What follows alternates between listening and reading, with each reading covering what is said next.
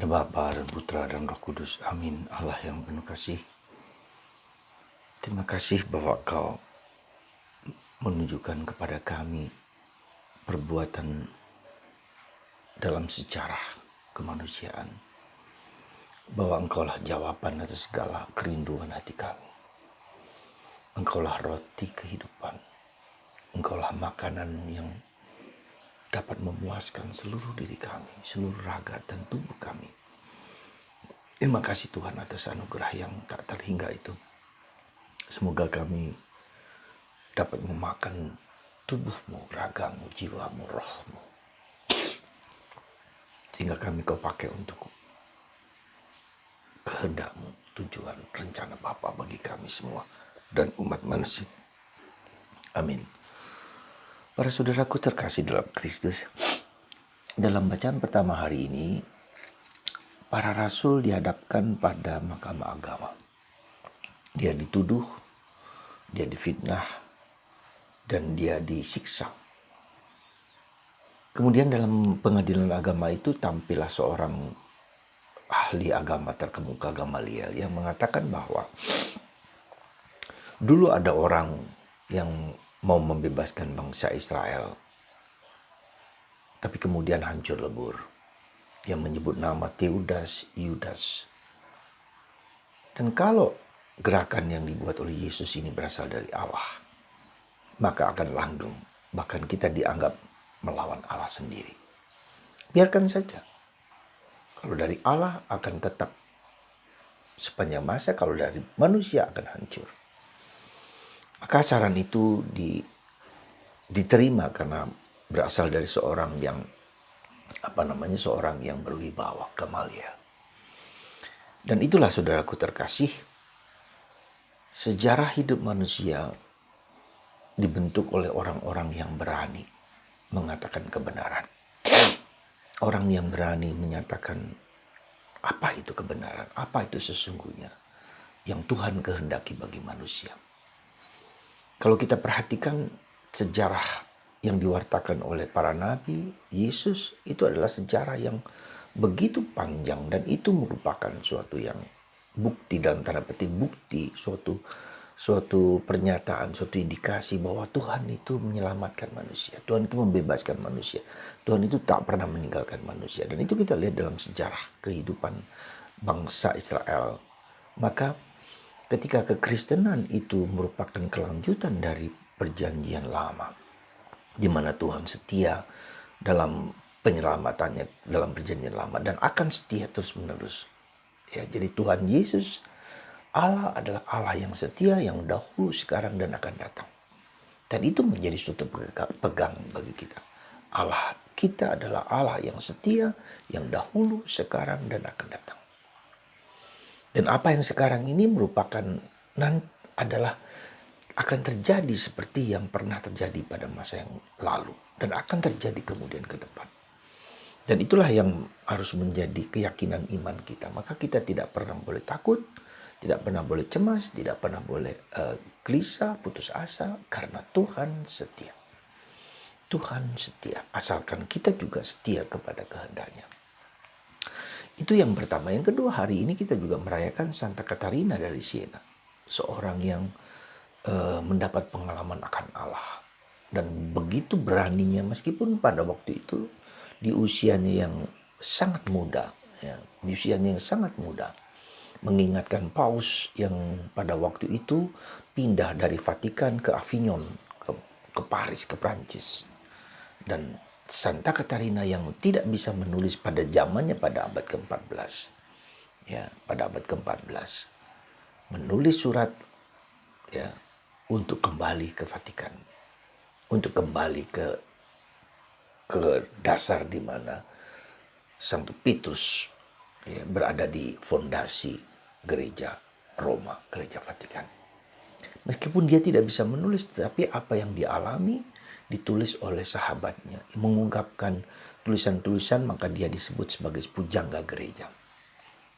Jadi Santa Katarina dari Siena ini adalah seorang yang sungguh-sungguh menyatakan kebenaran. Kita bersyukur, kita beruntung, karena berkat beliaulah tata suci tidak lagi berada di Avignon di Prancis, tapi kembali ke Vatikan, di mana di bawahnya berlandaskan kubur Santo Petrus.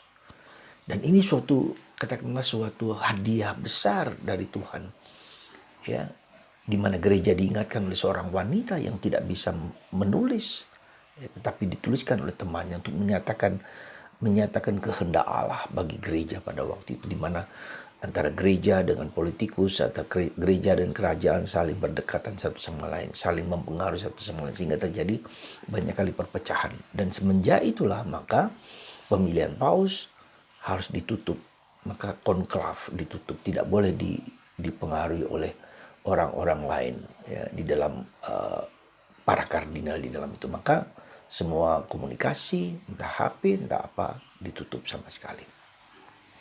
Pada saudaraku terkasih dalam Kristus, itulah yang mau disampaikan oleh gereja pada kita. Dan sekali lagi juga dalam Injil hari ini Yesus melipat gandakan roti, ya, dari jumlah yang kecil ketika berbondong-bondong ribuan orang mengikuti Yesus. Ya. Jadi ini juga suatu tanda, suatu indikasi bahwa Tuhan memberikan roti surgawi, mana dari surgawi, dari atas, dan diberikan kepada kita manusia. Dan Yesus adalah roti surgawi, Yesus adalah makanan kita, Yesus adalah kebutuhan kita. Apa saja yang kita butuhkan dipenuhi oleh Yesus. Maka Yesus melipat gandakan roti untuk orang yang begitu banyak. Dan Yesus berdoa dengan bersyukur. Ya, dan itulah juga nanti kemudian menjadi ekaristi, menjadi makanan yang Tuhan berikan kepada kita manusia. Apa yang kita butuhkan, apa yang kita rindukan berada dalam ekaristi. Ya, maka betapa sedihnya kita orang Katolik ketika kita tidak bisa merayakan ekaristi karena pandemi ini. Dan mudah-mudahan menjelang akhir ini kita boleh lagi merayakan ekaristi sebagai sumber dan puncak. Ya. Ada seorang pengalaman seseorang yang mengalami anoreksia. Anoreksia itu adalah ketika dia makan maka dimuntahkan lagi, karena seperti Lady Di, dia punya anoreksia. Jadi kalau makan dia muntah, karena ingin diet, tidak ingin gemuk, ya. Diet terus menerus sehingga tubuhnya menolak untuk menerima makanan. Lalu apa yang terjadi? Dia menjadi Katolik ketika dia menerima tubuh Yesus, dan itu menyembuhkan dia. Contoh bagaimana Yesus itu adalah makanan. Sekali lagi makanan, ya, yang kita terima. Maka kita harus makan bukan hanya tubuh dalam sakramen, tapi makan juga rohnya, yang kita juga menerima dia 100%. Ya. Itulah yang menjadi pergulatan dan perjuangan kita. Perjuangan saya, perjuangan Anda untuk makan, untuk masuk, untuk menerima perasaan, pengalaman, dan hati Yesus bagi kita semua. Saudara, semoga Anda dan saya menerima Yesus sebagai makanan yang hidup, yang memberikan jawaban atas segala kesulitan yang kita alami. Tuhan memberkati kita semua, menguatkan kita semua, meneguhkan kita semua, supaya kita sungguh-sungguh bersandar hanya kepada Yesus sebagai makanan, sebagai jawaban atas segala kerinduan hati kita yang seringkali tidak terjawab oleh banyak hal, karena apapun juga. Tuhan memberkati Anda semua dan memberkati kita semua, dan semoga Kristus menjadi makanan Anda, makanan saya, dan makanan kita semua, dengan cara membaca firman Tuhan, dengan cara berdoa, dengan cara hening, diam, memahami pikiran Tuhan, sebagaimana Yesus juga melakukan itu.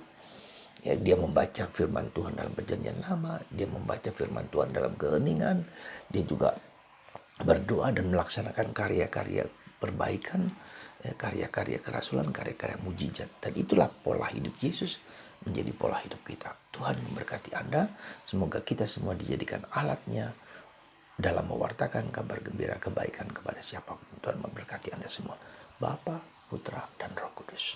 Amin.